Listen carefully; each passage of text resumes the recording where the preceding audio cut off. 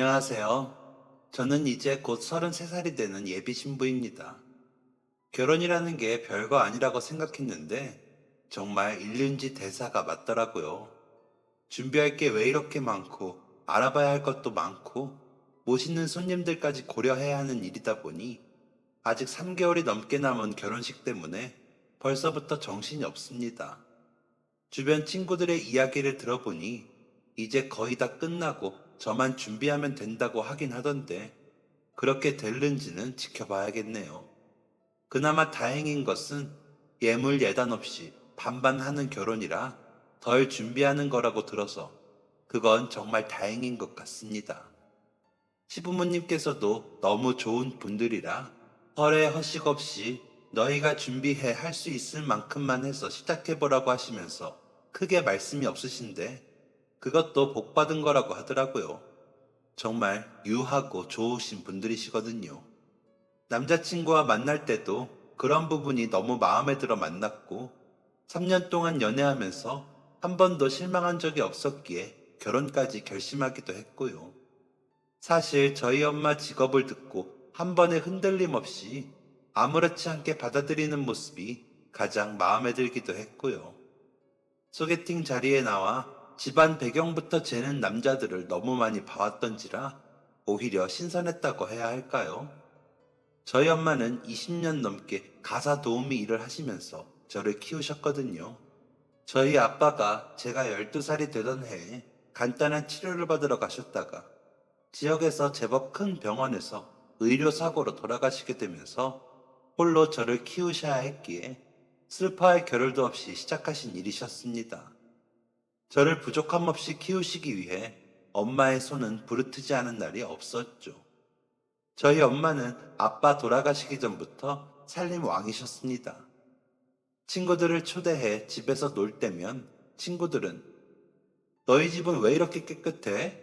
너희 집 꼭 잡지에 나오는 집 같아. 라며 신기해했고 엄마가 간식을 내어주시면 영화에서 나오는 간식 같아. 너무 예쁘고 맛있어. 라며 좋아하면서 학교가 끝나고 미연아, 너희 집에 가서 놀면 안 돼? 하고 묻는 날이 많았습니다. 엄마는 언제든지 친구들이 오고 싶으면 데리고 오라고 하셨죠. 저는 또 어린 마음에 으스대는 기분도 있고 심심하지 않으니 친구들이 오는 게 좋았습니다. 딱히 장난감이 많진 않았지만 엄마는 어디선가 뚝딱 만들기를 할 수 있는 재료들을 주시며 이걸로 이렇게 만들면 좋겠지 라면서 친구들이 뭔가 하나씩 만들어 갈 수 있게도 해주셨기에 친구들은 더 좋아했습니다. 솜씨가 좋으신 엄마가 시범을 보여주시면 친구들과 저는 열심히 따라 만들었습니다. 어떤 날은 파티 모자를 만들기도 하고 어떤 날은 풍선의 얼굴을 꾸미기도 하고 어떤 날은 가면을 만들기도 하고 어떤 날은 종이 인형을 만들었으니까요. 만들기를 해서 집으로 가져가면 친구들 어머니들도 좋아하셨는지 다음날 학교에 친구들이 작은 과자나 사탕들을 가져다 주며 우리 엄마가 어제 너무 잘 놀았다고 전해달래 라고 하기도 했습니다. 그렇게 저희 엄마는 만점 중에 만점인 엄마셨죠. 하지만 아빠가 갑자기 세상을 떠난 후 엄마는 제 곁에만 계실 순 없으셨습니다. 처음에는 병원을 상대로 싸우시느라 이리저리 바쁘셨습니다. 그런 엄마를 위해 제가 할 수 있는 건 아무 일 없이 집에 잘 있는 것 뿐이었습니다. 이모와 외할머니가 번갈아 오셔서 저를 봐주셨지만 해가 져서야 돌아오시는 엄마는 지친 얼굴이셨습니다. 그러던 어느 날 집에 오신 엄마는 외할머니를 붙들고 아무리 내가 알아보고 여기저기 다니면서 해도 이길 수가 없어. 미연이 아빠가 그렇게 억울하게 죽었는데 돈 몇 푼만 내어주면 그 사람들은 아무렇지 않게 없던 일인 것처럼 병원 문 열고 진료하고 다 해. 우리 미연이 아빠만 사라진 거야. 라면서 우시는 모습을 보고 저는 결심했습니다. 그런 사람들을 제대로 벌받게 할 수 있는 사람이 되겠다고요. 어린 저였지만 그러려면 공부를 열심히 해야 한다는 것을 알겠더라고요. 그래서 그날부터 더 열심히 공부했습니다. 다행인 건지 그때까지도 성적은 좋은 편이었거든요. 한 번 본 걸 잘 잊지 않는 편이기도 하고 시험 볼 때 집중력도 좋은 편이었던 것 같습니다. 그래서 공부가 적성에 맞기도 했고요. 엄마가 더 이상 울지 않게 하고 싶기도 했죠. 또 공부한 만큼 성적이 나오는 것도 좋았습니다. 그러다 중학교 때 학부모님들이 오셔서 직업 소개를 해주시는 시간이 있었는데 한 어머님이 변호사라고 하시더라고요. 그 직업을 소개해 주시면서 억울한 사람들을 법적으로 대변하는 직업이라고 하시는 말씀에 그 순간부터 저의 장래 희망은 변호사였습니다. 무조건 변호사가 돼야겠다고 생각했죠. 검사님이나 판사님도 계시지만 억울한 누군가를 대변해 줄 수 있다는 것에 변호사라는 직업이 너무 마음에 들더라고요. 엄마가 울던 그날 밤이 떠오르기도 했고요. 아빠도 생각났습니다. 저희 아빠는 진짜 딸 바보셨거든요. 엄마 말로는 6살까지 제가 아빠랑 있으면 걸으려고 하지를 않았다 하시더라고요. 안고 업고 이고 다니면서 우리 딸이 최고다 라고 하셨대요. 제 기억에도 아빠는 화를 내신 적이 거의 없었습니다. 단 한 번 엄마에게 셈이나 엄마 어깨를 제가 울면서 때린 적이 있는데 그때 한 번 화를 내셨어요. 엄마가 미연이를 키우느라 얼마나 고생을 하는데 엄마를 때려. 미연이 나빠. 라고 하시면서 화를 내셨죠. 저는 그런 아빠의 모습에 놀라 울음도 그치고 엄마 뒤로 숨었던 기억이 아직도 생생히 납니다. 너무 낯설고 무서운 아빠의 얼굴이었으니까요. 그러고 나서 그날 밤 잠든 저를 안고 사랑한다고 몇 번을 하시는 걸 제가 들은 기억도 납니다. 그 후로 아빠는 화를 내시기보다 제가 예의가 없거나 엄마에게 버릇없이 굴면 인상을 쓰시고 송미연! 이라며 제 이름 3글자를 부르셨는데 그것도 한 4번 정도 될까 싶네요.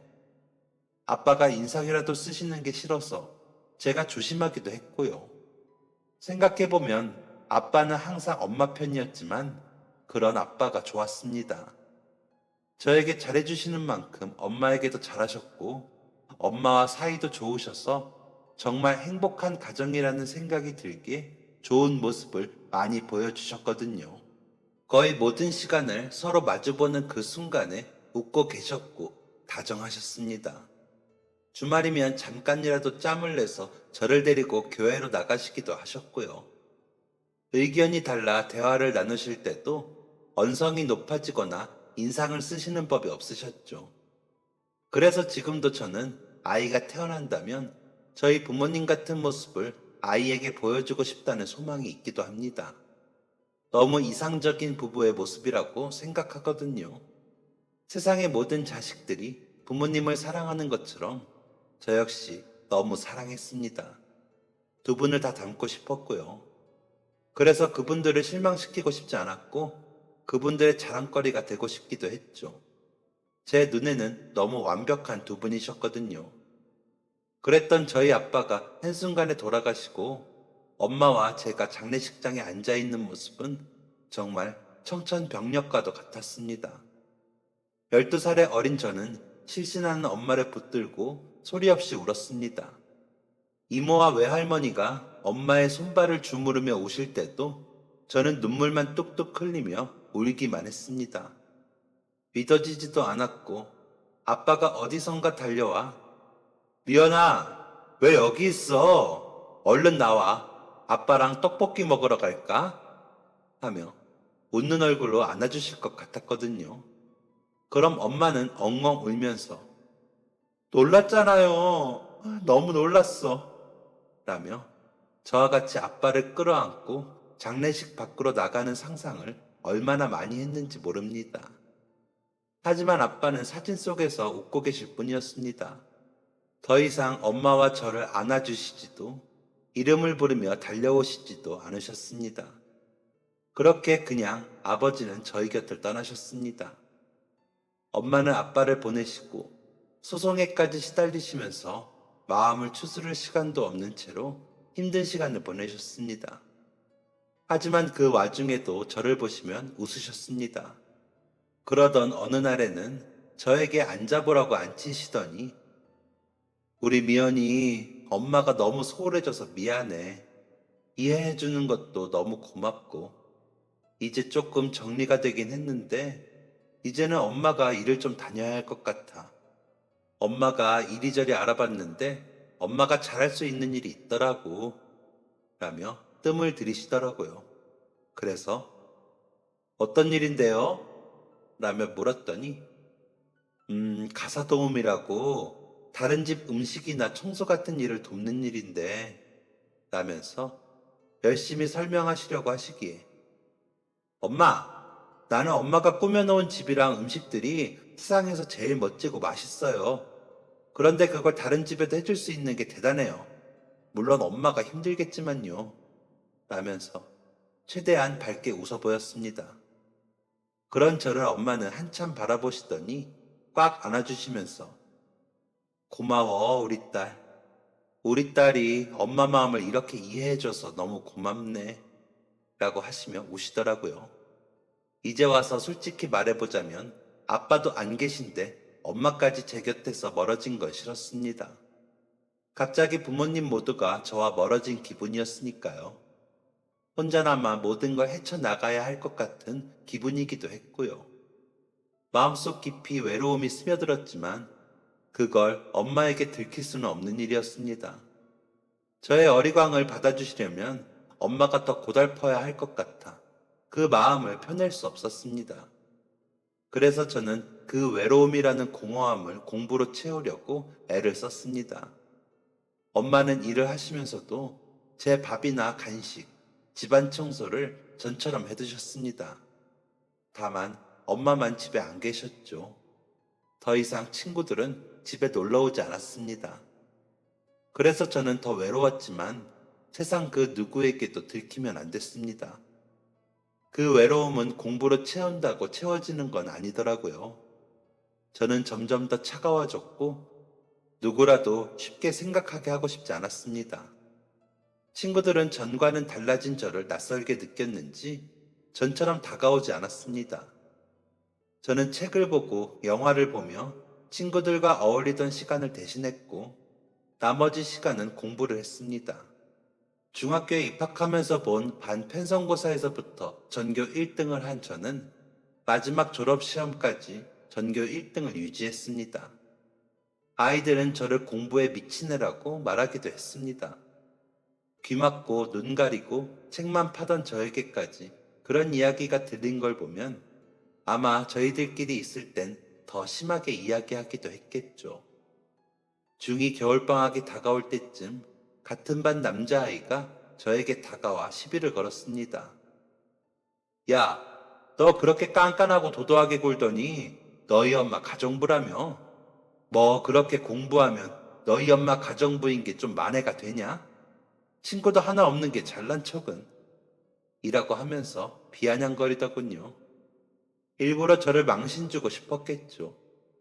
저한테 좋아한다고 몇 번 쪽지를 보냈던 애이기도 했는데 제가 답도 안 하고 모르는 척 했더니 오기가 나기도 했는지 잔뜩 약이 오른 말투로 큰 소리로 공격적인 태도를 취하더라고요. 그 아이의 말을 듣고 다른 아이들이 웅성거리며 저와 그 아이를 주목하는 게 느껴졌습니다. 그 아이들 모두 어차피 뒤돌아 쑥덕거릴 것을 알았지만 그럼에도 거기서 물러서고 싶지 않았습니다. 우리 엄마가 가사 도우미이신 거랑 내가 열심히 공부하는 거랑 무슨 상관이니? 나는 우리 엄마가 대통령이어도 공부 열심히 할 건데? 그러는 너는 부모님이 무슨 일 하시는지 모르겠지만 그래서 열심히 안 하니? 먹고 살만해서? 나중에 부모님 안 계시면 넌 어쩌려고? 남의 일에 신경 쓰지 말고 너 일이나 잘해. 친구 없어도 난 우리 엄마랑 충분히 행복하거든. 이라며 돌아섰습니다. 그러자 웅성거리며 집중하던 아이들도 뿔뿔이 흩어지더군요. 저는 아무렇지 않은 척 뒤돌아 자리에 앉았지만 속으로는 엄청 분했습니다. 더 쏴붙이고 화를 내고 싶었지만 그렇게 제 에너지를 소모하고 싶지 않아 애써 저를 진정시켰죠. 그리고 그날 학교 후 집으로 가고 있는데 저희 집에 제법 많이 놀러오던 한 친구가 제 앞을 가로막더라고요. 미연아, 너는 지금 행복해? 라고 묻는 그 아이의 눈에는 약간 눈물이 보였습니다. 난 지금 충분해. 왜? 라고 묻자 다들 뒤에서 너 욕해. 공부만 잘하면 다냐고. 너 옛날엔 안 그랬잖아. 왜 이렇게 변했어? 너가 다른 애들 왕따 시키는 건 알지? 꼭 그렇게 하면서 공부해야 해? 라면서 울먹거리더라고요. 그때 그 친구의 눈을 보고 알았습니다. 저는 혼자가 아니라는 것을요. 저를 응원하는 친구가 있다는 것을 말이죠. 그런 친구를 외면하고 외로움이라는 이름의 벽을 친 것은 저라는 것을요. 미안하다는 생각이 들더라고요. 미안, 오해가 있었던 것 같은데 공부 때문에 너희와 멀어진 것은 아니야. 그냥 내 마음의 문제야. 그냥 지금은 그러고 싶기도 하고 속상하게 했다면 미안. 그런데 나쁜 뜻으로 그러는 거 아니야. 이기적으로 굴어서 미안해. 그냥 원하는 게 전보다 더 뚜렷해진 거지. 누가 싫고 무시하고 그런 거 아니야. 그것만 좀 알아줘. 라면서 다시 집으로 향했습니다. 친구는 그날부터 하교 후에 저를 기다렸다가 같이 걷기 시작했습니다. 그냥 아무 말도 없이 제 곁에서 걷더라고요. 제가 특별히 아는 척을 하는 것도 이상한 것 같아 본 척도 하는 둥 마는 둥 했는데 그냥 제 곁에서 그냥 걷기만 하더라고요. 그렇게 졸업 때까지 그 친구는 제 곁을 걸으며 하교를 했습니다. 저는 특목고에 진학했기 때문에 일반고에 진학한 그 친구와는 졸업식을 마지막으로 헤어지게 되었습니다. 제 졸업식에서 만난 그 친구 어머님과 엄마는 오랜만이라며 반가워하셨지만 저희는 간결하게 인사를 했습니다. 이제 진짜 너 혼자 학교 다녀야 돼.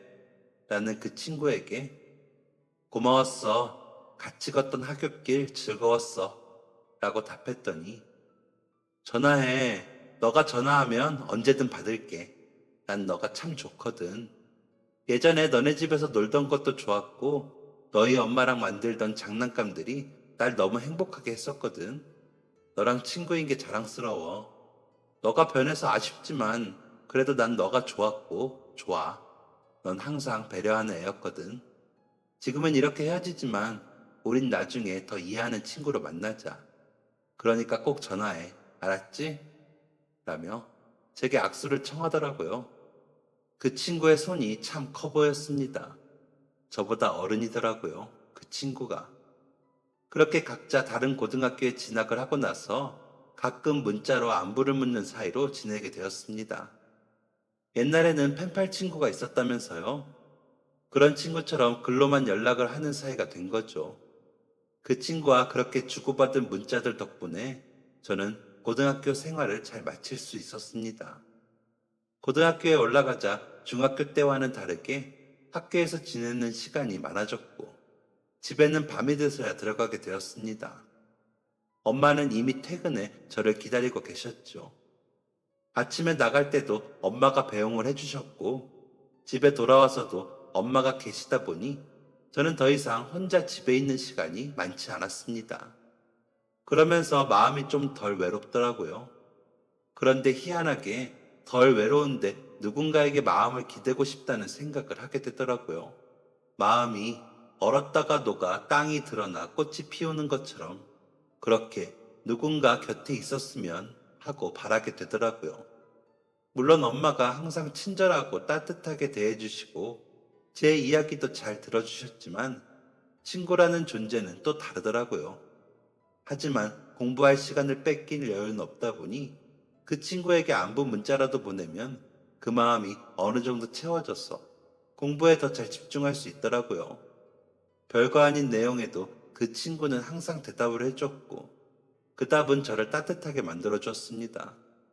그냥 별거 아닌 인사여도 좋았습니다.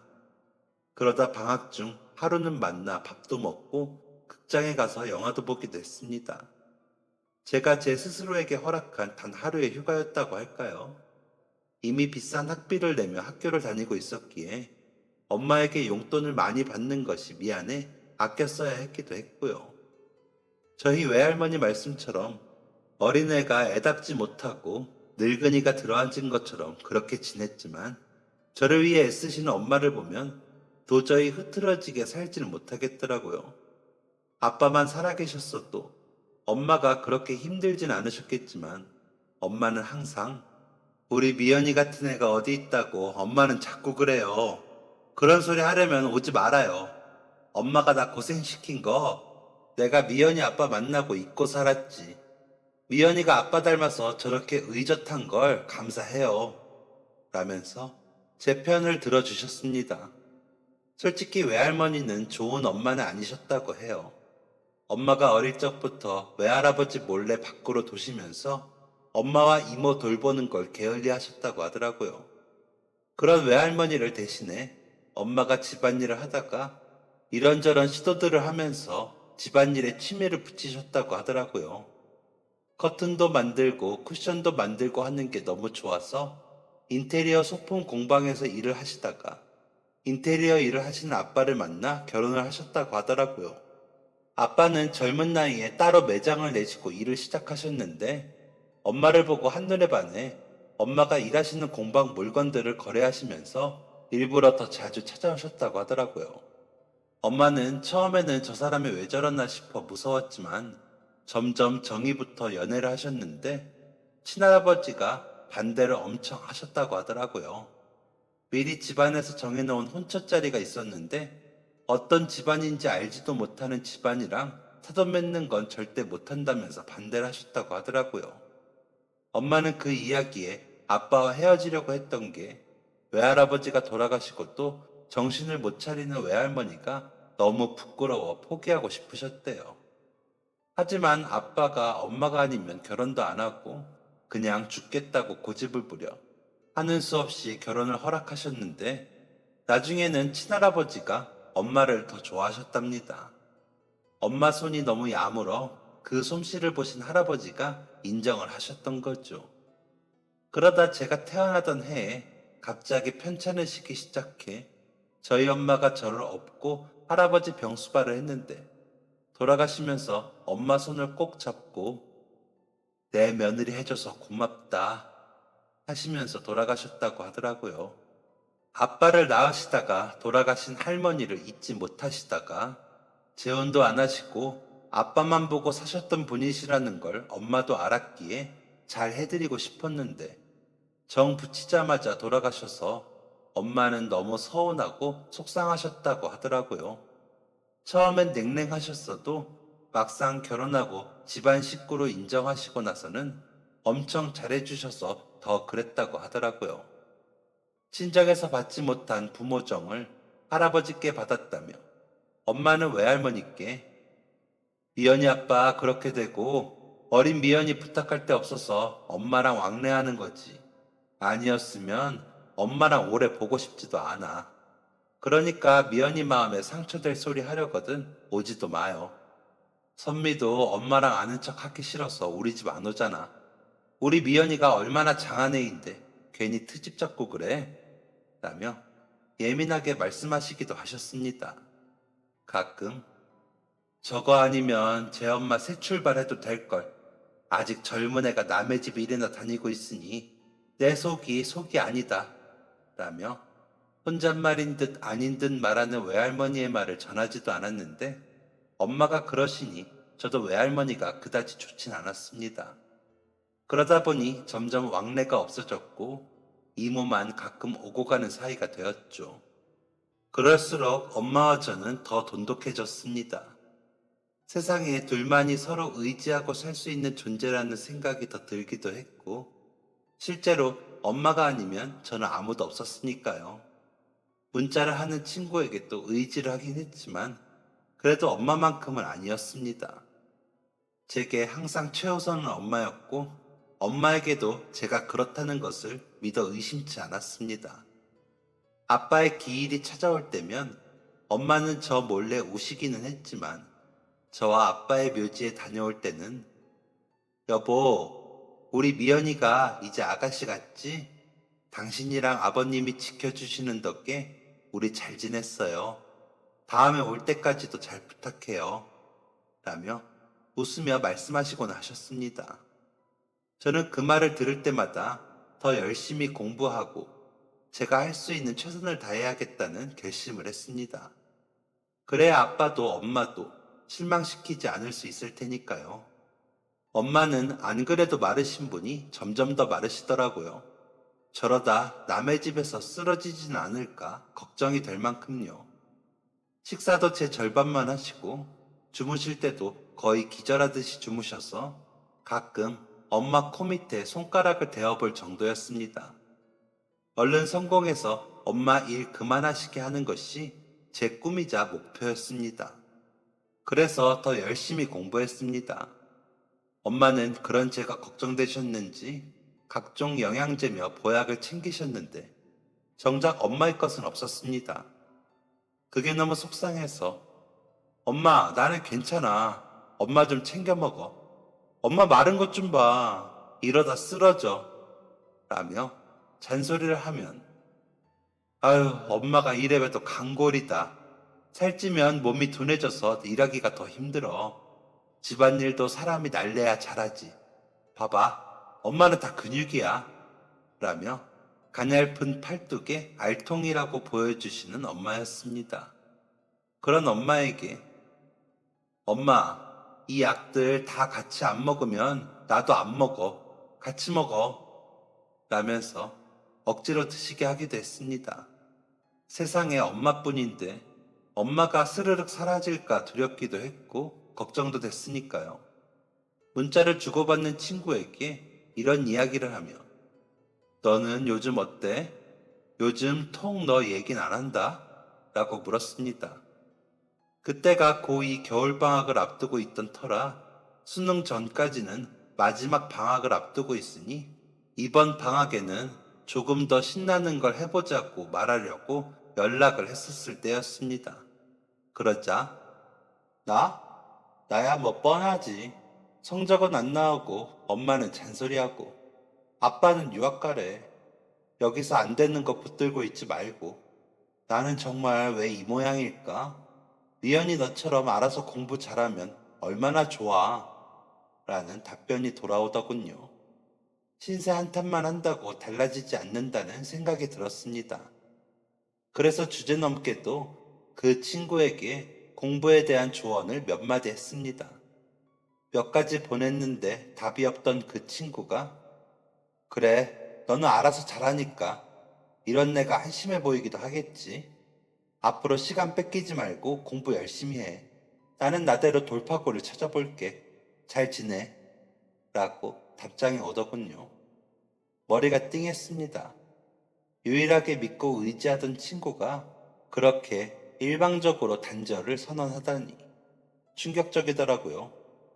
하지만 괜한 자존심에 그 친구에게 답장을 하지 못했습니다. 그 친구와 매일 붙어 다니던 것도 아니고 어차피 학교도 다르니 그만이라고 생각했습니다. 그렇게 방학은 시작되었고 보충 수업에 학원 수업에 정신없이 시간을 보내고 있는데 엄마가 송이 캐나다 간다며? 송이 엄마랑 마트에서 만났는데 그러더라. 송이가 간다고 했대. 라고 알려주시더라고요. 엄마의 말씀을 듣는 순간 이 친구에게 내 진심을 전할 수 있는 시간이 얼마 남지 않았다는 생각에 방으로 가 전화를 걸었습니다. 오래도록 신호음이 울렸지만 친구는 전화를 받지 않더군요. 그래서 문자로 엄마한테 들었어. 캐나다 간다고. 혹시 그때 내가 마음 상하게 했다면 미안해. 난 도움이 되고 싶은 마음이었는데 너무 내 생각만 했나 봐. 라고 보냈습니다. 그날 밤에는 답장이 오지 않더군요. 아침에 일어나 확인을 해보니 새벽에 보낸 문자가 있었습니다. 응, 너는 항상 너 생각만 해. 나는 그때 유학 갈지도 모른다는 나의 말에 너가 조금이라도 아쉬워하거나 섭섭해 해주길 바랐어. 그런데 너는 내 학습법에 대한 잘못만 이야기하더라. 그런 게 무슨 친구니? 생각해보니까 너가 필요할 때만 연락하는 그냥 사람이더라고, 내가. 이번엔 내가 충고 하나 할게. 너는 그러다간 평생 친구 하나 만들지 못하고 외롭게 살 거야.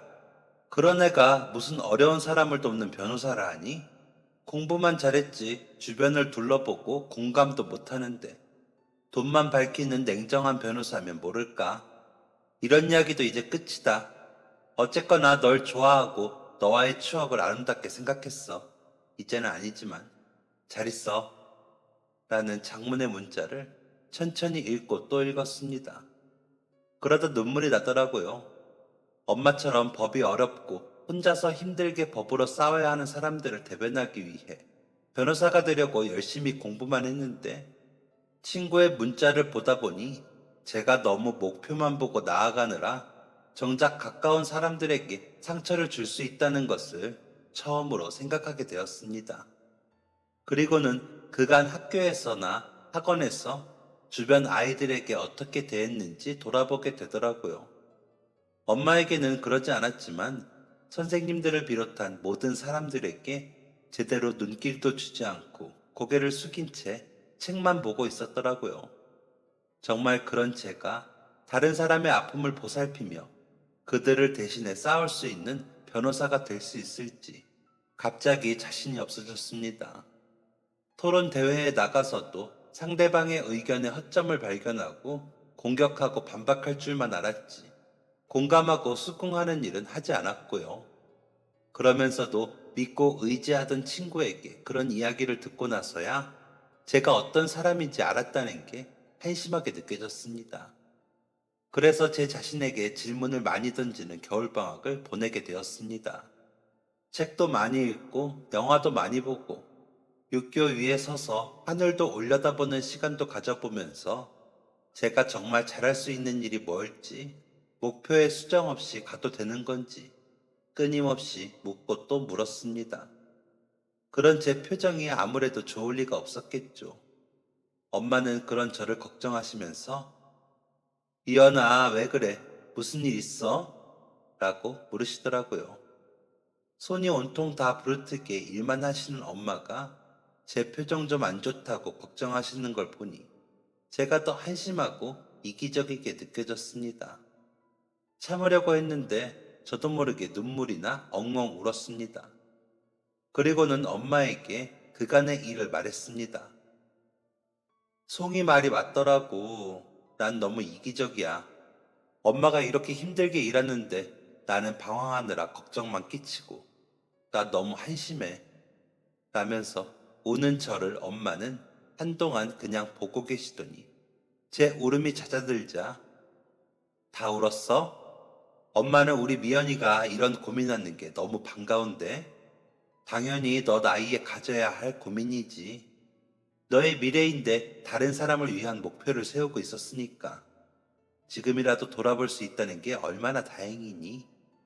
엄마 나이가 돼서도 모르는 사람도 많은데 그런 고민은 1000번, 10,000번 환영이야.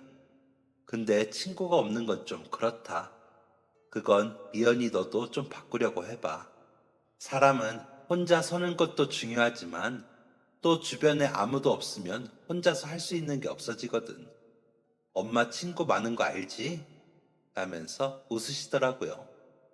저는 심각한데 엄마는 웃고 계시니 조금 야속하긴 했지만 조금 더 생각해보니 엄마가 하시는 말씀이 무슨 말씀인지 알겠더라고요.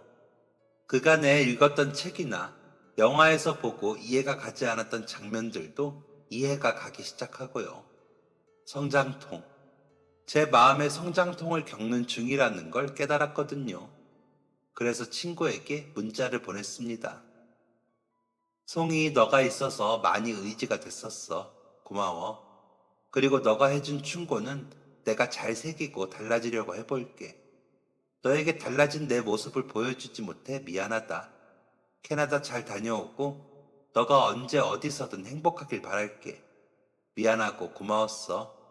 라고요. 송이에게는 그 후로 답장이 오진 않았습니다. 하지만 저는 한층 마음이 가벼워졌습니다. 고3이 되고 나서 저는 여전히 열심히 공부를 했지만 전처럼 공부만 전투적으로 하진 않았습니다.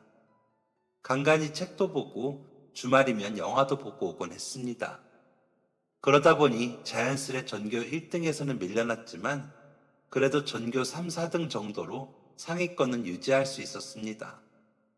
학교 선생님들은 제 성적이 떨어지는 것을 안타까워하셨지만 제 표정이 밝아지고 주변 아이들과 전보다 소통하고 지내는 것을 보시고는 별 말씀은 안 하셨습니다.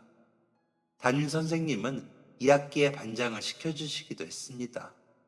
전 같으면 하지 않겠다고 사양했겠지만 그때는 선뜻 맡아서 했습니다. 그러다 보니 졸업여행에 갈 때에는 함께 어울리는 친구들 무리도 생기기도 했습니다. 저는 오랜 꿈이었던 법대에 진학하지 않고 심리학과에 진학했습니다. 사람의 심리와 관계에 대해 공부해보고 싶은 마음이 컸거든요. 저처럼 소통에 어려움을 겪는 사람을 돕고 싶다는 생각도 있었습니다. 그러기 위해서는 제 자신에 대해 가장 먼저 알아야 했고, 가장 먼저 치유해야 했습니다. 그러다 보니 엄마의 상처가 보이고 엄마와 저의 문제점이 보이더군요. 무조건 덮어두고 아프지 않은 척 하는 게 제일 큰 문제였더라고요. 그러다 보니 문제 해결에 소극적일 수밖에 없었고요. 하지만 위태롭게 버티는 엄마에게 먼저 이런 이야기를 하는 것은 제게도 용기가 필요한 일이라 쉽게 꺼내지 못했습니다. 그렇게 저는 학교를 졸업하면서 괜찮은 기업의 심리지원센터에 취업을 하게 되었습니다. 저는 첫 월급을 받고 엄마께 엄마, 이제 일 그만둬. 나 이제 돈 벌잖아. 그동안 고생 많았어요. 라고 말씀드렸습니다. 이제는 엄마를 고생시키지 않아도 되겠다는 생각에 잔뜩 부풀어 이야기하는 제게 엄마는 너가 돈 버는데 왜 엄마가 일을 그만둬? 라며 되물으시더라고요. 그래서 엄마, 그동안 힘들게 가사 도우미 하면서 돈 벌어서 나 먹여 살렸잖아.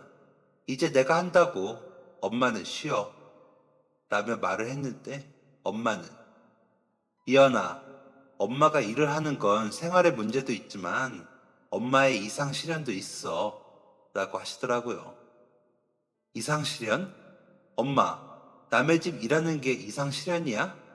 라고 말을 해버린 저를 엄마는 생전 처음 보는 냉랭한 얼굴로 너는 엄마가 가사 도우미여서 창피하니? 그래서 너가 가진 사회적 지위 뒤로 엄마를 숨기려는 거야? 라며 다시 물으시는데 머리를 쾅 하니 맞은 것 같았습니다. 한 번도 엄마를 부끄럽다 여긴 적 없었고 엄마가 잘하시는 일이기에 행복하다고 말하시는 엄마의 말을 거짓으로 느껴본 적이 없는데 그 일을 제가 너무 가볍게 이야기했더라고요. 그래서 엄마 미안해. 그런 뜻 아니야. 알지? 라며 엄마를 안았습니다. 엄마가 나를 키우시느라 너무 고생하셔서 이제 그만 좀 쉬셔도 된다는 말을 내가 너무 못되게 말했다. 미안해요. 라며 말을 하는데 눈물이 났습니다. 그냥 단순하게 엄마가 힘드니 그 일을 하지 말라고 하면 엄마가 좋아할 거라고 생각했던 제 자신이 부끄러웠습니다. 이런 제 말실수로 엄마도 송이처럼 저에게 실망하실까봐 걱정도 됐고요. 하지만 엄마는 우리 딸이 얼마나 고생해서 회사 들어갔는지 알지. 그런데 미연아, 엄마는 아직은 더 일하고 싶어. 이제는 엄마 노후도 준비해야 하는데 그 노후를 너한테 의존하고 싶지 않아. 그리고 전에도 말했지만 엄마는 이 일이 좋아.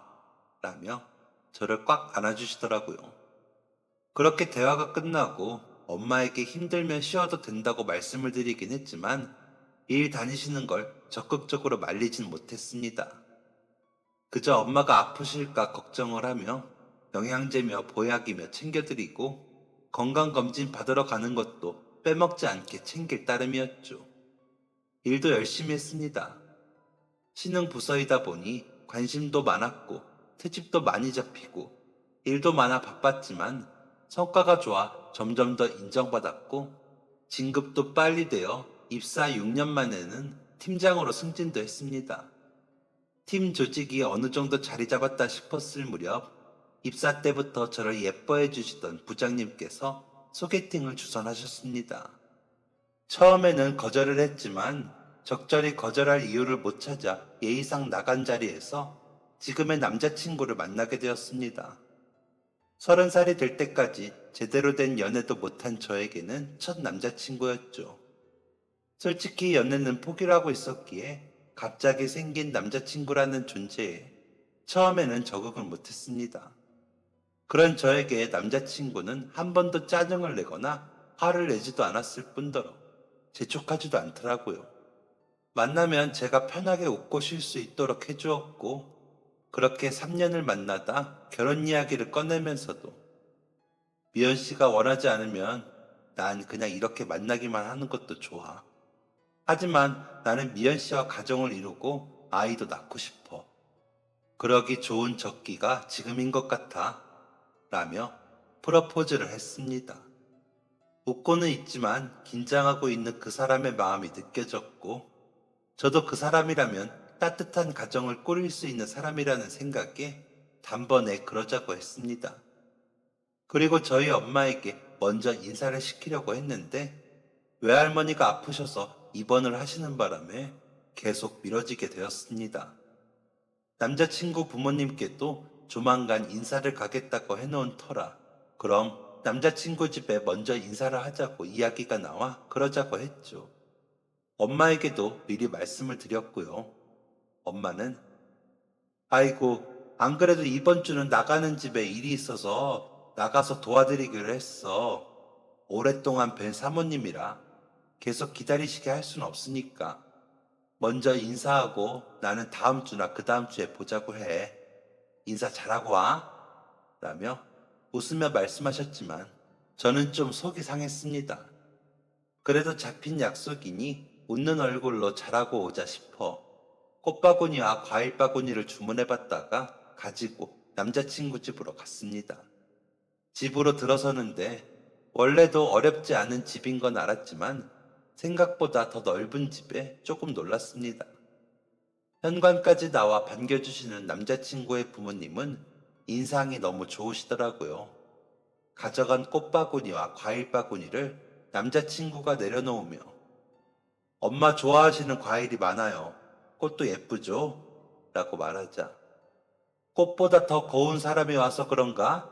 꽃이 눈에 안 들어오네. 미연 씨 가고 나면 꽃이 보이려나? 라며 웃으셨습니다.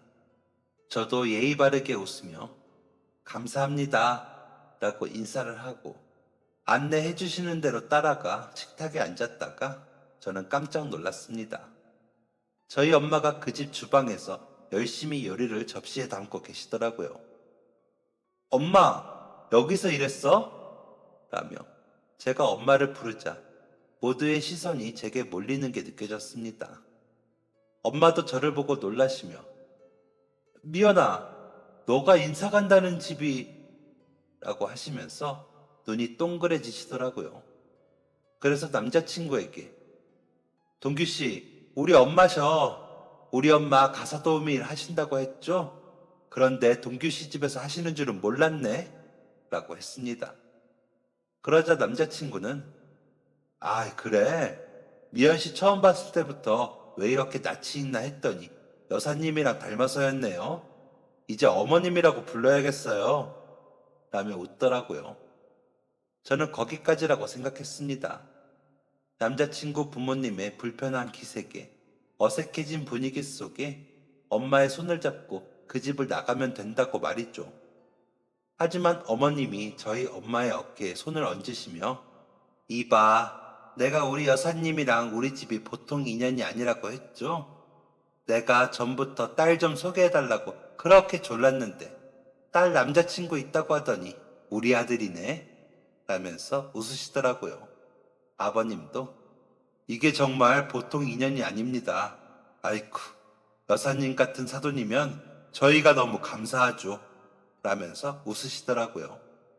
그러더니 엄마와 저, 남자친구 부모님이 둘러앉아 첫 인사를 하게 되었습니다.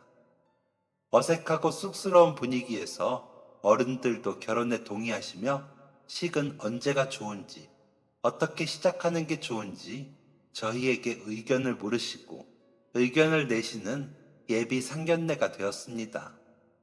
그렇게 자리를 파하고 남은 설거지와 뒷정리까지 엄마가 마치시고는 남자친구 집을 나왔습니다. 남자친구 부모님은 그냥 가시라고 하셨는데 엄마가 제 일인데요 하고 가겠습니다. 대신 제가 후임을 구해야겠어요. 아무래도 사돈집이 될 사이이니 라면서 다 정리를 하고 나오시더라고요. 집으로 돌아와 엄마는 엄마 때문에 곤란했지 그냥 모른 척하지 그랬어 라며 속상해 하시기에 엄마 어차피 결혼하면 다 알게 될걸 뭐하러 숨겨 엄마 직업인데 남자친구한테도 다 말했었어 라며 웃었습니다. 엄마는 그런 저를 보시고 그 집 사모님이랑 사장님 진짜 좋은 분들이야. 엄마가 그 집 거의 5년 정도 했어. 일주일에 2번. 그 아들도 사람 참 좋아. 안심은 되네. 아는 집이라. 라며 웃으시더라고요. 그래서 엄마가 좋은 사람이니까 그분들도 좋게 해주신 거야. 우리 엄마 안 봐도 뻔하지. 오늘도 봐. 끝까지 다 하고. 라면서 엄마를 꽉 안았습니다. 엄마는 그런 저를 다시 더 꽉 끌어안으시더니 엄마 부끄러워 안 해줘서 고마워. 그런데 이제 엄마가 일 그만둬야겠다. 엄마 그냥 반찬 가게나 할까? 라고 하시더라고요. 그래서 엄마 이제 그만 쉬어도 돼. 나 그동안 열심히 모아서 엄마 노후에 쓰실 돈이랑 나 시집갈 돈이랑 다 모았어. 앞으로도 벌 거고 아기 낳으면 엄마가 키워줘. 그러니까 그때까지 좀 쉬어요.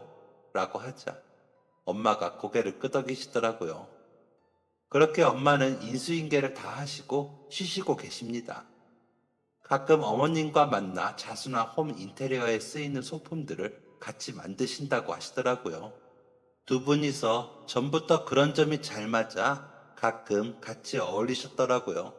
이제는 더 편하게 오고 가십니다. 덕분에 저와 남자친구는 결혼 준비하기도 더 수월했습니다. 감사한 일이죠.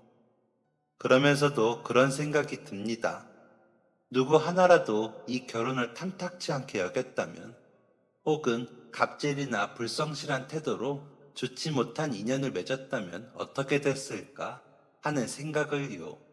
그럼 아마 저희는 결혼을 못했겠죠. 정말 인연이라면 인연인가 싶다가도 어른들의 성실함과 훌륭하신 인성이 만들어낸 결혼이라는 생각에 더 열심히 행복한 가정을 꾸려보려고 합니다. 생각지도 못하게 뱃속에 작은 생명이 찾아오기도 했으니 아이도 잘 키워보겠습니다. 엄마와 어머님은 벌써부터 아기 옷 만드신다고 서두르시는데 성별을 알게 되면 만드시라고 했어요. 아마 사랑을 듬뿍 받는 아이가 될 것 같습니다. 하늘에 계신 아빠도 저희를 축복해 주실까요? 괜히 그리워 눈물이 나네요. 여러분들도 잘 살라고 해주시면 감사하겠습니다. 잘 살겠습니다. 지금까지 사연 들어주셔서 감사합니다. 사연이 재밌으셨다면 구독과 좋아요를 눌러주세요. 감사합니다. 안녕히 계세요.